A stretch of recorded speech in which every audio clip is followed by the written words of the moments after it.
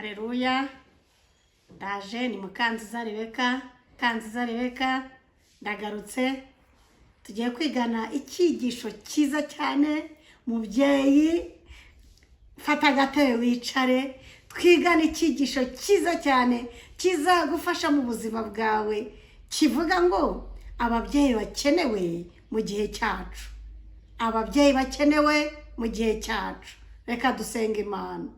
Mwami Imana ishobora byose, turagushimiye ko watugiriye neza, ukaduha kuba ababyeyi, ukatugirira icyizere, ukaduha imiryango. Uri kuduhugura, uduha impanuro zitandukanye kugira ngo tukwerereze kandi tugukunde, maze nitugukunda tugukundisha n'abo tubyaye, uhabwe icyubahiro. Tugiye kwigana n'abantu wiremeye icyigisho kivuga ngo ababyeyi bakenewe mu gihe cyacu. Reka umwuka wera amanuke kugira ngo buri mubyeyi wese ufite ishyaka ryo kumenya icyo yakora kugira ngo umuryango we ugubwe neza, abana be bagubwe neza, reka ubahe umugisha. Amahoro Yesu nabane natwe, kandi iki cyigisho turakikweretse kuva mu itangiro kugera kirangiye. Umwuka wera agaragare mu izina rya Yesu, amen. Tugiye kwigana icyigisho nk'uko maze kubabwira, kivuga ngo ababyeyi bakenewe mu gihe cyacu. Haleluya. Ababyeyi Bibiliya ishaka ndetse n'igihugu cyacu gikeneye ni ababyeyi bameze nk'aba bakurikira. Mariya nyina wa Yesu. Mbese murabizi ibyabaye kuri Mariya nyina wa Yesu?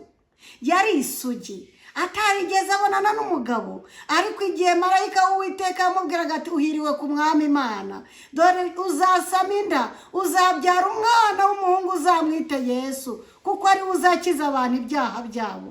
Yaravuze ngo byashoboka bite ko ndi isugi, ntigeze ndyamana n'umugabo? Marayika w'Uwiteka aramubwira ati umwuka wera azakuzaho, uzasama inda y'umwuka wera.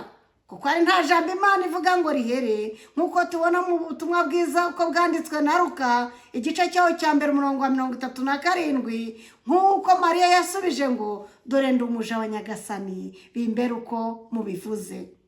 Yaragiye aratwita, arabyara, arerera Imana, arera Yesu, amuha uburere bw'ibanze nk'uko ababyeyi bacu bagomba gutanga uburere mu bana babyaye, kugeza ubwo umwana we Yesu akijije abantu ibyaha bye. Ariko na Yesu yavukiye mu muryango nk'uko natwe tuwuvukamo. Haleluya. Hakeneye ababyeyi bameze nka Mariya, bazi kwizera Imana icyo bisobanuye, bazi gufatira Imana ku ijambo ryayo tubwo bivuzwe n'Umwami Imana. Bona nubwo bigaragara ko nta nzira, nta muntu wari warigeze utwita, nta mugabo baryamanye, ariko kuri Mariya byarashobotse. Nta jambo Imana ivuga ngo rihere. Babyeyi munkurikiye, ndabifuriza kugira kwizera nk'uko uyu mubyeyi Mariya. Ababyeyi bakeneye muri iki gihe cyacu, kandi dukeneye ababyeyi bameze nka Yokebedi. Iyo urebye mu gitabo cyo Kuva, abandi bavuga Iyoboka Misiri, igice cyaho cya 2, tubona Mose avuka, umukobwa wa Farawo aramurera. Iyo turebye kandi mu gitabo cy'Abaheburayo igice cyaho cya 11, uhereye ku murongo wa 23, hari aya magambo akurikira: kwizera niko kwatumye Mose ahishwa n'ababyeyi be amezi 3 amaze kuvuka, kuko babonye ako kana ko ari keza, ntibatinye itegeko ry'umwami. Kwizera niko kwatumye Mose ubwo yari amaze gukura yanga kwitwa umuhungu w'umukobwa wa Farawo, ahubwo agahitamo kurenganwa n'ubwoko bw'Imana, abirutisha kumara umwanya yishimira ibinezeza by'ibyaha. Kuko yatekereje yuko gutukomora Kristo ari ubutunzi buruta bw'Abanyegiputa babitse bwose, kuko yatumbiraga ingororano azagororerwa. Kwizera niko kwatumye ava mu Egiputa ntatinye umujinya w'umwami, kuko yihanganye nk'ureba itaboneka. Haleluya. Uyu ni Mose wabyawe n'umubyeyi Yokebedi. Yokebedi yabyaye Mose mu gihe bari baratanze itangazo ngo umwana w'umuhungu uzajya avuka bazajye bamwica, ariko umukobwa abaho. Rero Mose yaravutse, ababyeyi be bamugirira impuhwe, baranga kumwica, bamuhisha amezi 3. Kandi hari itegeko ry'uko baramutse bamenye ko yamuhishe bamwicana n'umuryango wose, ariko ibyo yabirenzeho, akatakamba umuheburayo aho yari ari hose yarasengaga ati Mana Nyagasani mfasha sinkatwite. agize gutya abona aratwite, timfasha Mana mbe ntwite umukobwa ntabyara umuhungu bakamwica. Agize gutya abona abyaye umuhungu, ye baba we, nta bihembo umugabo yamuhaye. Urumva kubyara umuhungu uzi yuko bagiye kumwica hari ibihembo? Nta bihembo, ariko data wa twese atanga ibihembo. Haleluya. Reka mbabwire ibihembo Yokebedi yabonye kubwo kwihangana k'uyu mubyeyi. Yahishuye umwana Mose amezi 3 maze atangiye kurira. Murabizi uko abana bisanzura barira, ntabwo baba bazi ko bahigwa. Maze amubohera agatebo akazajya amuhisha ku ruzi rwa Nili. Mushiki we Mariyamu akazajya aba hafi aho. Nimurebe uruhinja rutangiye ikosi ry'ibigeragezo ku mezi 3.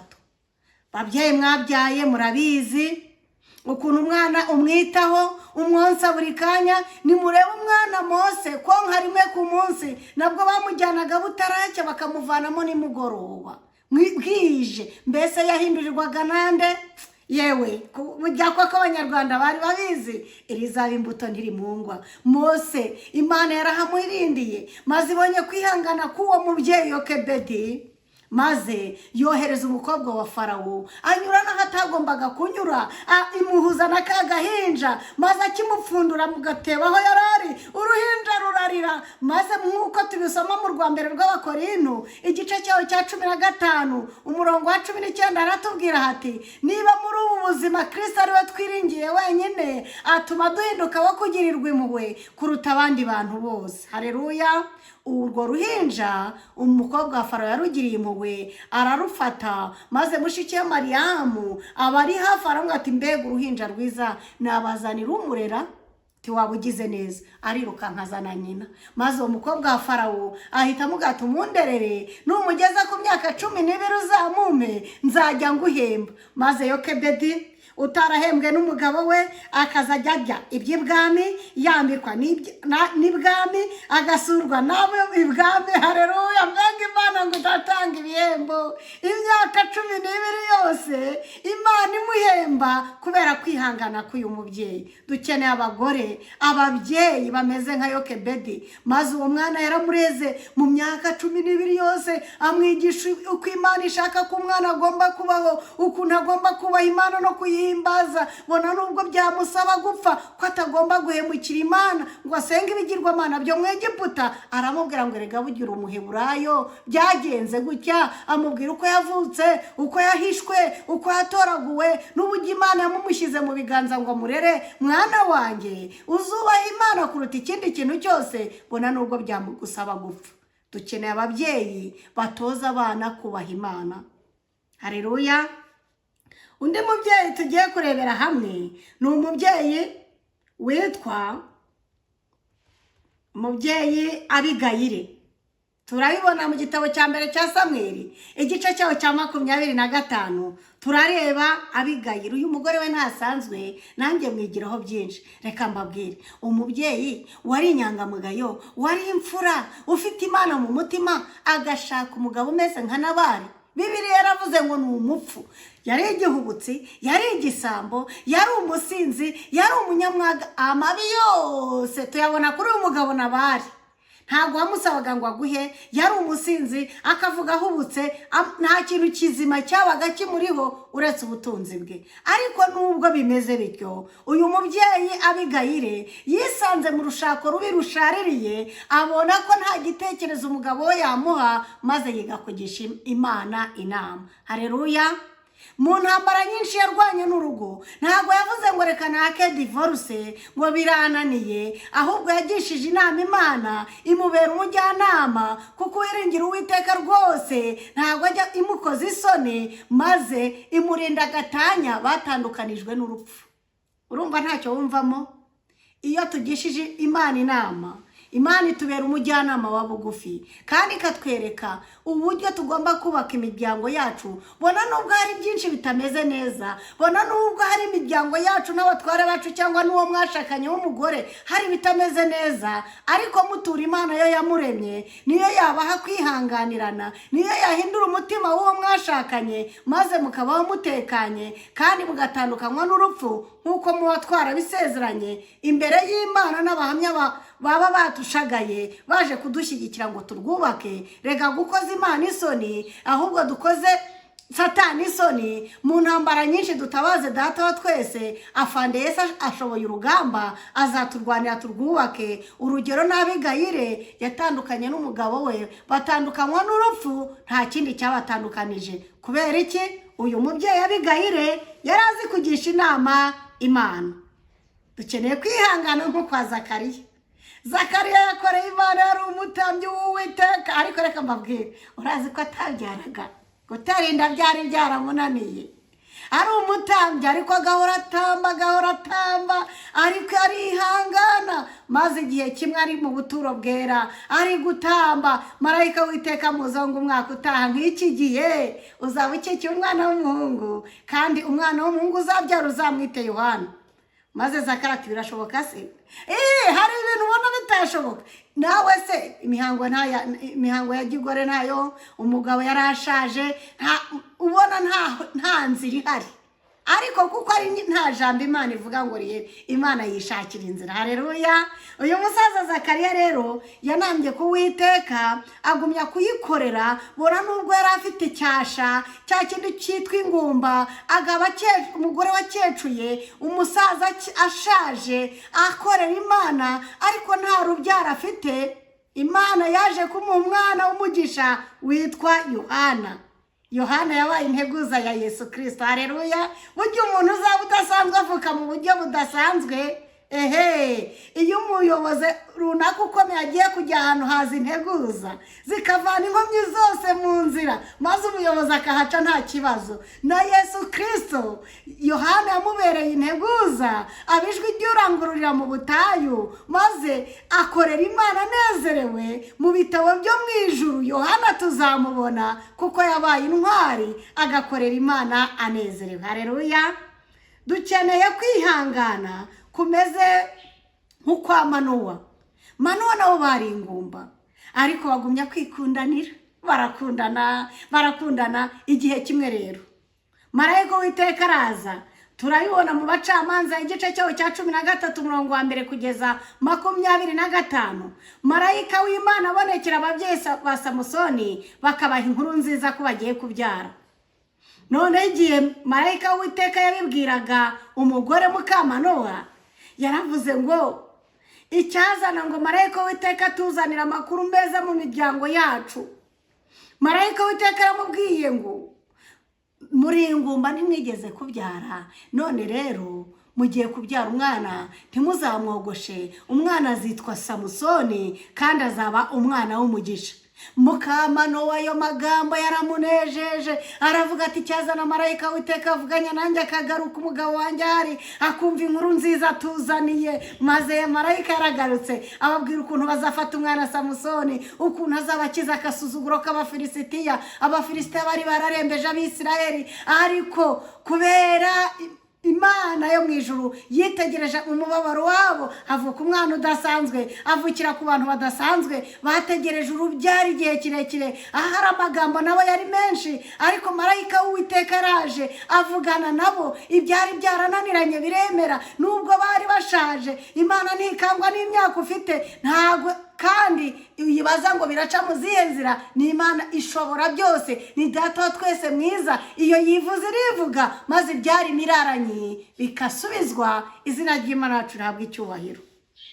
Icyazana marayika w'Uwiteka atuzanira amakuru meza mu miryango yacu, maze arebe bitameze neza, maze abishyire ku murongo. Marayika w'Uwiteka agende mu ngo zacu. Marayika w'Uwiteka agende mu bana bacu. Marayika w'Uwiteka agende mu bana bacu, mu batware bacu, mu babyeyi, maze bitameze neza bigendeshe neza, maze havuge inkuru nziza yuko ibyari miraranye Uwiteka iboneye igisubizo, Uwiteka ahabwe icyubahiro. Dukeneye kwihangana rero kumeze nko kwa Sara. Sara yari mwiza, ariko yaje kubona umwana ageze mu myaka 90, umugabo ageze mu myaka 100, ariko bategereje Imana we, barayirindira we, bagumye barayikorera we. Sara, Imana yamuhaye umwana w'umugisha, wisakaza kubyara abana 2, Esawu na Yakobo. Yakobo abyara abana 12, aribo bahindutse Isiraheli. Izina ry'Imana yacu rihabwa icyubahiro. Mbese ufite kwihangana? Uragufite? Dukeneye kuba intwari nk'abagabo n'abagore batangije umurimo.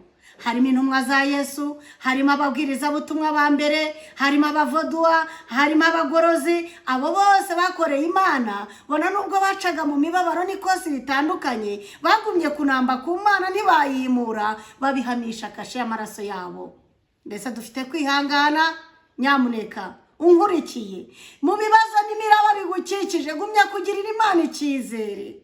Ntabwo izadutererana. Yasezeranye ko hari inzira 1000 izacishamo igakemura ibibazo byacu. Iyagendereye Mukamano ikamuha amakuru meza, iyagendereye Sara ikamuha amakuru meza, iyagendereye Mariya ikamuha amakuru meza, iyagendereye abatubanjirije niyo Mana yacu. Humura yigirira icyizere kandi izabigenza neza, izakugirira ubuntu, izagusetsa kandi izagutetesha. Dukeneye kugira ubuntu nk'ubw'umukecuru w'Isarefati. Bitubona mu Rwambere rwa Samweli, mu gitabo cya mbere cy'Abami, igice cyaho cya 17 umurongo wa 8 kugeza 17. Uyu mupfakazi w'Isarefate nubwo yari umupfakazi, yahishe umuntu w'Imana Eliya, kandi hari amapfa. Yari amaze imyaka 3 irenga, ariko yari afite agafu ganzugunya, avugira umuntu w'Imana kandi azi neza ko ariko asigaranye. Ariko kubera gufasha umuntu w'Imana, ntabwo ibyo kujya byigeze bibura. Igihe cy'amapfa cyashize, uyu mupfakazi w'Isarefati atungwa n'ubuntu bw'Imana kubera kwita ku muntu w'Imana. Mbese uza amahirwe yo gukorana n'Imana? Korana nayo. Nubwo ubona nta nzira, emera ubikore. Ufatire Imana ku ijambo ryayo kandi izakugirira neza. Humura, Imana yaturemeye kugira ngo tugubwe neza. Uko se w'abana bo mwisa nezezwa no kubona abana be baguwe neza, akabasha agahirimbana kugira ngo umwana wagubwe neza, umuryango wagubwe neza. Data twese wo mu ijuru anezezwa nuko abana be tugubwa neza. Ngaho tuyigirire icyizere. Dukeneye kugira ubuntu nk'ubw'umugore w'umushunemu.